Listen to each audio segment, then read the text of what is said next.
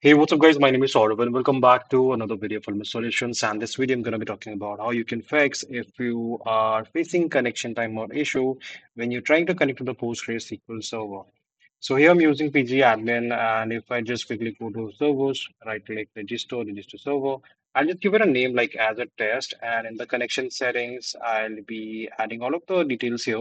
If I go to the RDS section here and DB instances, instead of this DB identifier. And here we have all the connection details. So if I just quickly copy the endpoints here, and if I go and paste it here, and the port name is all of the same. If I just change the username here and the password, if I enter it here, and if I quickly click on save, and this will take a while to connect to the server.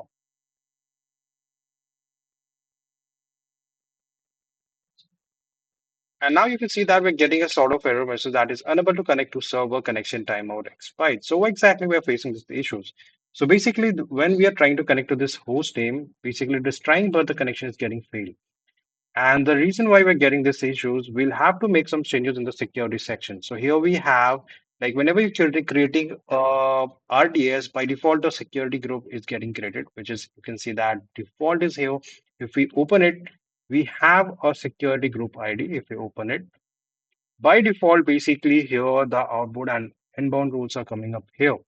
So we'll just have to add the inbound and outbound rules here. So if I just go to inbound rules and click on edit inbound rules, and for your case, there should be like already present some sort of group ID is already there. So you will be adding like editing those. And for me, it is not there. So that's why I'm adding a new rule here.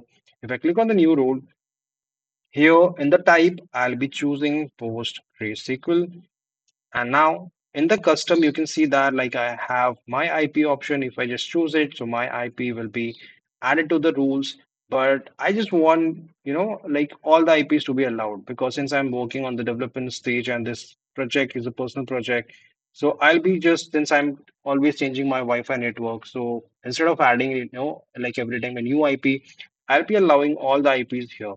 So I'll be choosing the first one that is 0.0.0.0/0.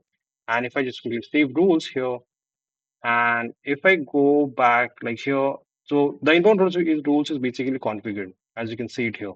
But we'll have to also add in the outbound rules.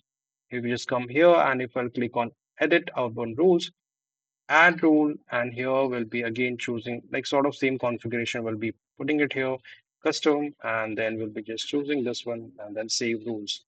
And once we do that, like the outbound rules and inbound rules are basically set.